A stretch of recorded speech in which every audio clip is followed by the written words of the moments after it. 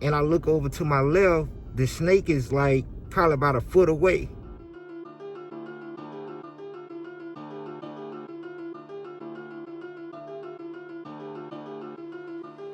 What's up, YouTube? Thank y'all for tuning in yet once again.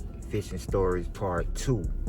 Remember to like, comment, and subscribe. Turn on the bell notifications if you haven't already. So let's jump right into it. It'll be a quick story. So I was at a family function. Might have been a kid's birthday party or something like that. So it was almost getting dark, and I kind of stepped away from the party because the lake was probably not even a quarter of a mile. So I was gonna walk, but I jumped in the car, and I had like one rod in the car with a rattle trap tied on it. So I get to the lake, it's still some daylight. I walked around the backside, throwing out the rattle trap, caught a few, some dinks, some little bitty ones, and stayed around there. So now it's starting to kind of get dark. So as it's starting to kind of get dark, I started catching more. And the ones that I'm catching at this particular time, they're a little bigger. So we go from like little bitty bass that probably don't even weigh a pound to now I'm catching some, like I caught one probably was almost 2, and I caught another one about that same, actually I thought it was the same fish. I caught another one about that same size, but in my mind, to me, it was like the same fish.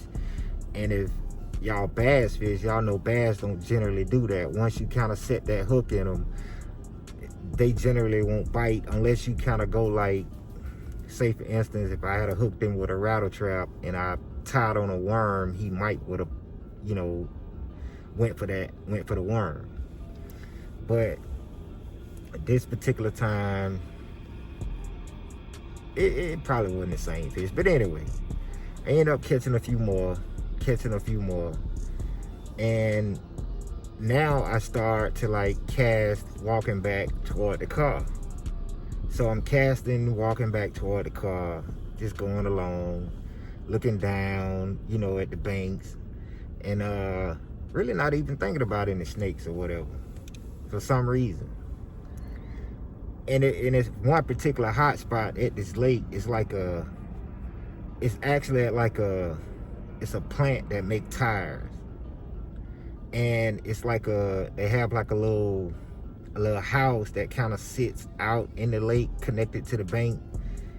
And when we were kids, it would be a lot of snakes around that. So once I got back to that part, I was kind of weary there, you know, just kind of looking. You know, once it get close to the night, you know, you have to just, if you're looking for snakes, you got to look for eyes, right? So I didn't really see none, and I'm going around. I cast around the little house, you know, that's in the water, because bass like structure. So I get right there at the house. I catch another little teeny one. I think the rattle trap was bigger than him. So I put him up on the bank, let him go. So now I'm going around the house and just still like fan casting, just cast, you know, as I'm walking. So I get to a spot on a hill, and we used to fish there a lot when we was kids. That was like our favorite spot, right? So I'm there, and I'm casting. I had a couple bites, didn't really hook nothing. And then lo and behold, as I get the rattle trap right up to the, well, let me stop right there. Now it's dark, you know, and bass fishermen, you know, we all know, like, we intend to leave, but we always got to have that one last cast. So prior to me getting up to that spot, every cast I make was going to be my last cast. Like, okay, this is my last cast. This is my last cast. And I get to that spot.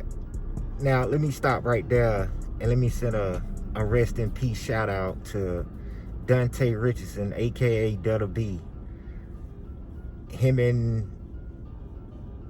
Me, him, and his big brother, one of his big brothers, long years ago. He was way younger than us, and I'm a couple of years younger than one of his big brothers. And we were all, just me, him, and his big brother. Me, Dante, and I'll just say Pencil. We was right there one day. And it was so hot that day, we were fishing for catfish. And we was fishing with nasty chicken liver. We wasn't catching nothing. I was getting frustrated. And lo and behold, Dante caught the biggest bass. I don't know if he ever caught one bigger than that in his life. But R.I.P. to Dante, and the smile that he had and the excitement that he had for catching that fish. And I've never known a bass to bite chicken liver. And when I tell that story to this day, people think I'm lying. But I would definitely not lie on my little homie. Rest in peace, Dante Richardson. So, I made it to that spot. Like I said, every cast from here on is going to be my last cast. So I cast out one more time, and I get the rattle trap all the way up to the bank, and it was like a little bitty explosion in the water. And it was this little bitty bass. As I pulled the rattle trap out of the water, he's hooked to the rattle trap.